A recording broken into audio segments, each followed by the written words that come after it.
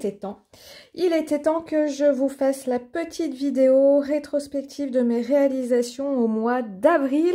Il y en a beaucoup moins que d'habitude, tout simplement parce que j'ai été très occupée par le week-end aquarelle qui s'est déroulé à Montpellier courant avril, donc par la réalisation du projet proposé lors de ce week-end. Donc forcément, ça laisse moins de temps pour autre chose, mais néanmoins, on va voilà, refaire un petit bilan ensemble de ce mois d'avril.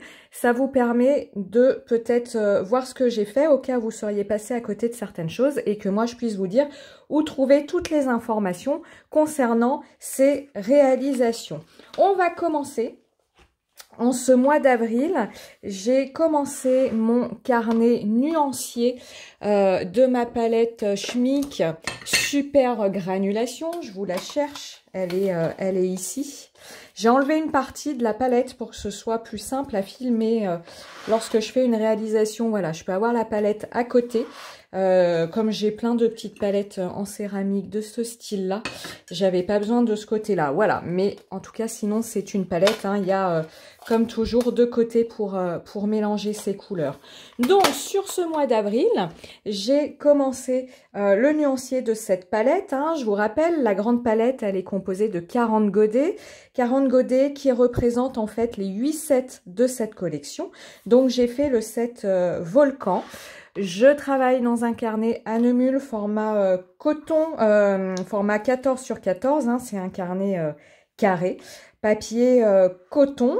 Comme d'habitude, hein, vous avez tout ça en descriptif de la vidéo. Je vous mettrai les liens vers les vidéos de mes réalisations et en dessous de chaque vidéo, vous avez les liens vers tout le matériel utilisé. Donc, on a fait la palette Volcan. Voilà, donc où j'utilise des tampons Chou Flowers pour le tamponnage de la palette et puis ici pour l'image d'illustration. Donc ça vous permet hein, à chaque fois de voir les couleurs. C'est aussi pour ça que je fais des vidéos en vrai et non pas un petit peu traficoté sur Instagram pour avoir une jolie luminosité, même si j'essaye de toujours rester cohérente avec la réalité. Parfois, hein, quand la lumière n'y est pas, on joue un peu avec les contrastes. Voilà.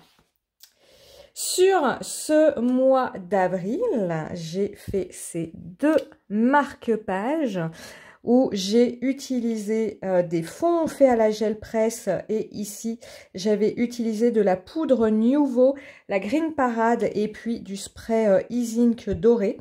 Un pochoir Holland Create et puis ici hein, sont les deux, on va plutôt les mettre comme ça pour qu'ils se regardent.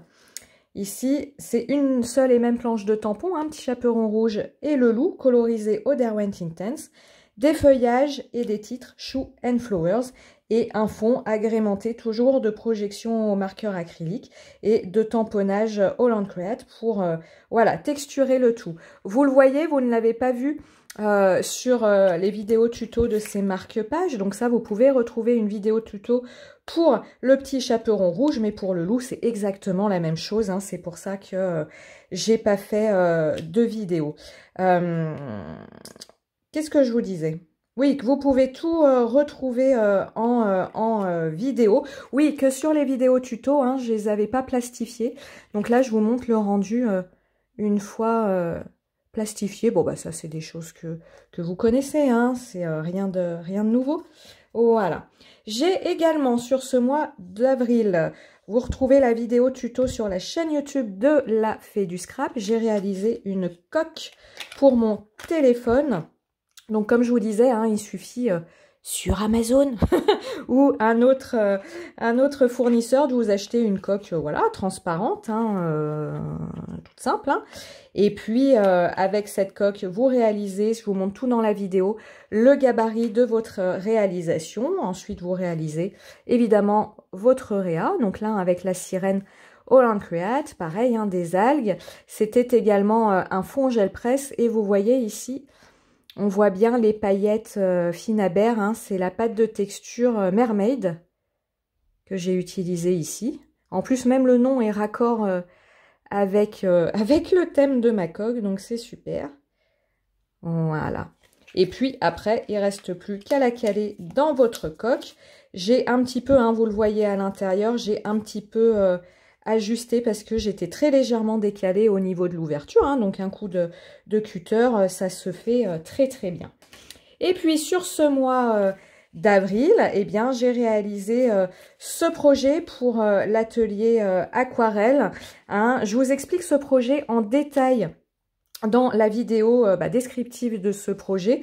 J'y reviens rapidement. J'utilise le die tag de la Fée du Scrap. C'est le plus grand format. Donc, il s'agissait ici de réaliser un répertoire d'une vingtaine de techniques à l'aquarelle et pour certaines de ces techniques, d'illustrer avec voilà, avec quelque chose de très très simple, hein, une petite poupette. Ça, j'ai une vidéo tuto en attente.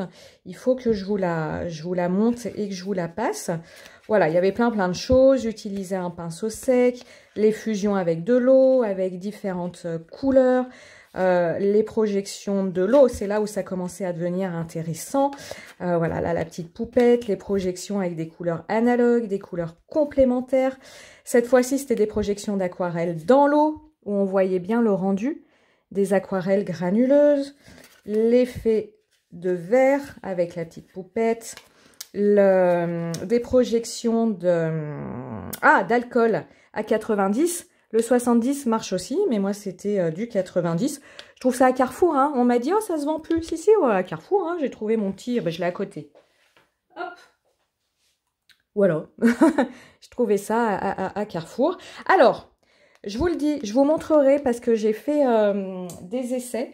L'alcool à 90, les projections comme ça, ne fonctionnent pas sur tous les papiers. Là, j'ai voulu faire un fond avec mon papier fontaine grain nuage et ça ne fonctionne pas. Le papier absorbe complètement l'alcool et ça ne fait aucune trace.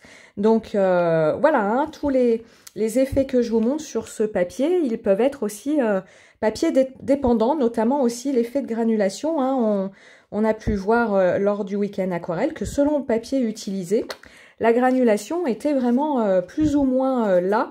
Donc, ça aussi, hein, je vous le dis souvent, testez des papiers.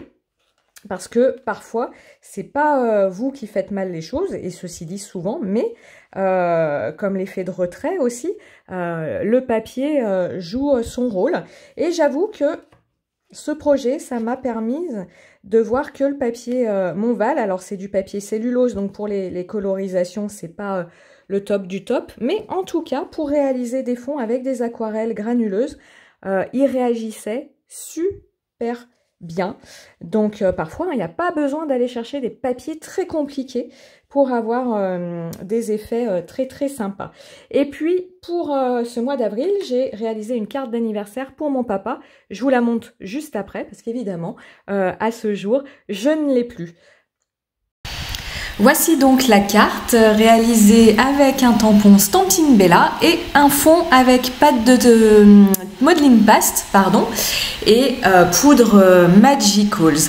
J'espère que cette petite rétrospective vous aura plu. Si vous avez des questions, des remarques, n'hésitez pas à me laisser un commentaire et vous retrouvez tous les liens vers les tutos en descriptif de la vidéo. Je vous laisse en musique avec les photos et je vous dis à très bientôt.